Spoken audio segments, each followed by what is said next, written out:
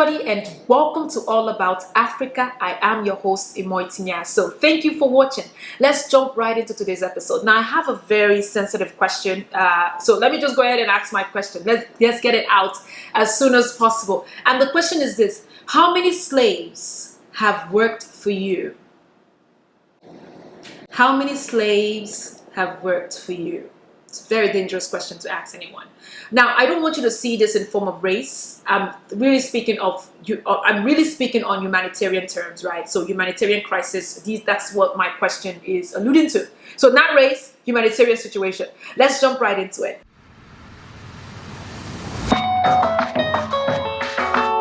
Now, on today's episode, I wanted to give a massive thanks to a viewer. He actually inspired this video for today. Now, before I actually talk about this guy and his post and what I think of his post, I want to talk about pineapples, right?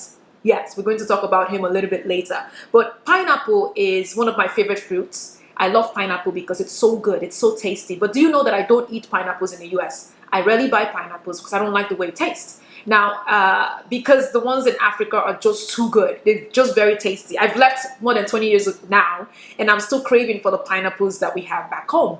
Now, that brings me to this, though. The natural resources in Africa is just too magnificent. It's too incredible.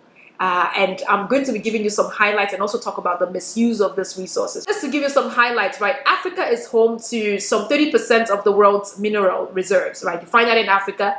8% of the world's natural gas is found in Africa. 12% of the world's oil comes from Africa. 40% of the world's gold is found in Africa. 90% of the world's platinum is in Africa. And then also the largest reserves of cobalt, diamond, platinum, and uranium. All of these minerals are found in Africa. 65% of the world's arable land is found in Africa. You know what arable land is? Arable land is a lush land, a land that you use to grow crops. It's really good for planting. So that's why when I talk about pineapple being so good, right? I can eat a whole truck of pineapple. That's because we have the good soil to grow it. I think this is true. I'm not an agriculturist, but I'm assuming that's why we do. And also 10% of the world's fresh water comes from Africa as well. Now, let me put back this post that inspired my video for today. So let me begin by thanking this incredible person who decides to share his point of view in the most respectful way possible. So thank you for this. But you went on to say things that I wanted to address as well. You said that I was a bit surprised when you mentioned China as the best aid donor in sub-Saharan Africa, sub-Saharan African countries, right?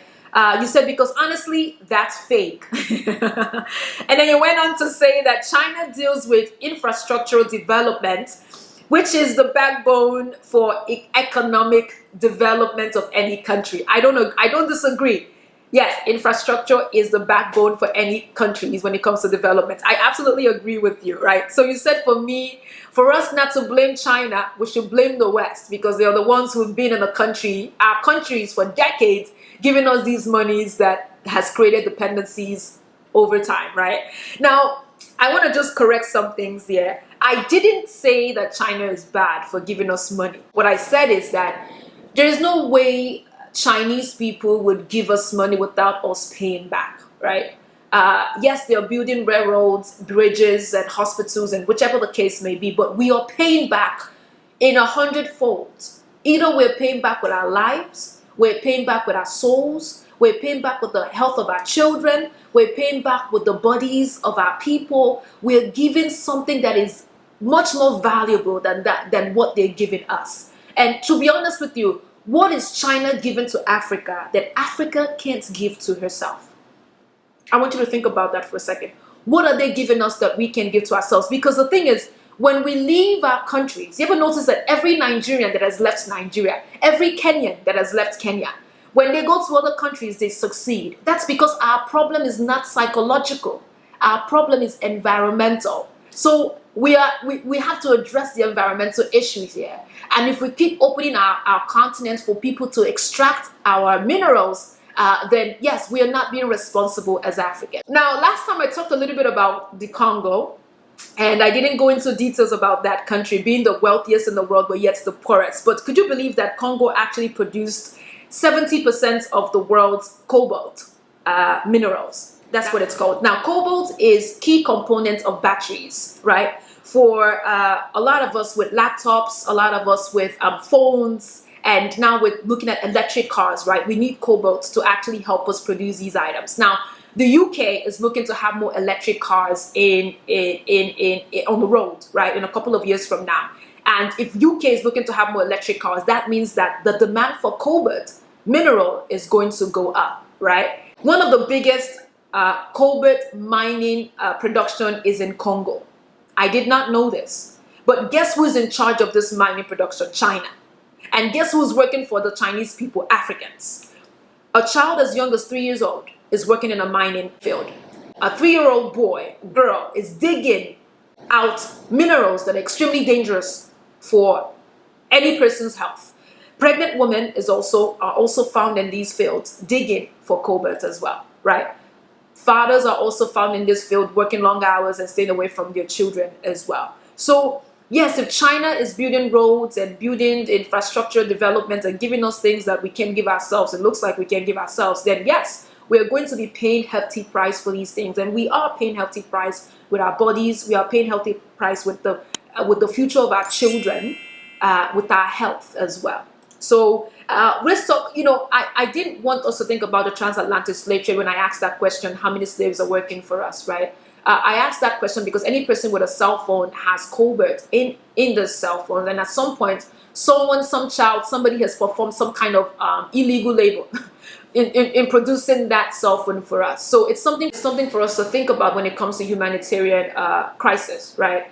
When you look at the transatlantic slave trade, a lot of the arguments over the years has been that, the Western people came to Africa, they take Africans to the Americas and the Europe, and they use the bodies of Africa to build their economy.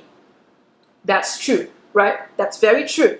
But the thing about modern day slavery is that people are not coming to extract us from our countries, actually. They are using our bodies in our countries to build their own companies. China is doing just that. And cobalt is also called the blood diamond of batteries because of the how dangerous it is when it comes to people picking or trying to find this rare mineral. I'm going to stop here and say this though. If you're enjoying my video, if you like what you hear, please don't forget to subscribe. Click on the notification bell to be the first to receive any new content. I'm grateful that you're here. Now let's jump right into it. The maker of Tesla, Elon Musk, tweeted recently, batteries for the Tesla Model 3 use less than 3% of expensive chemical called cobalt. And on the next generation, which is the next model that he's looking to produce, he is looking forward to trying not to use, or rather he's looking to using none of cobalt. Not sure why Elon Musk is doing this, but there's a massive humanitarian issues when it comes to the children, the child labor involvement as to the production of cobalt. Now, I have talked a lot about, I've shared with you many things today, child labor. I've talked a lot about China's involvement in AIDS, a little bit about that. But the truth to the matter is this, that, when it comes to the African continent, when it comes to people coming into the continent and taking advantage of its people, I can't see anybody else to blame than to blame the leadership or the government, simply because a person cannot come to your home and babysit your children without your permission. The same way it goes with the leadership of a country. If the Chinese people are in Africa extracting the minerals and claiming to be the sole producer of cobalt, then African leaders or African governments are allowing that to be. And there's no way on earth I would blame the people of the Congo, simply because they are everyday people like us who are trying to survive.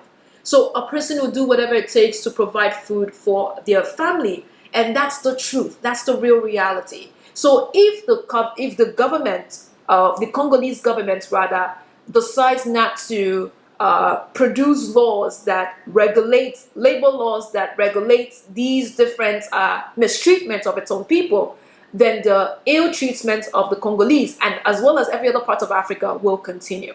That's just the fact.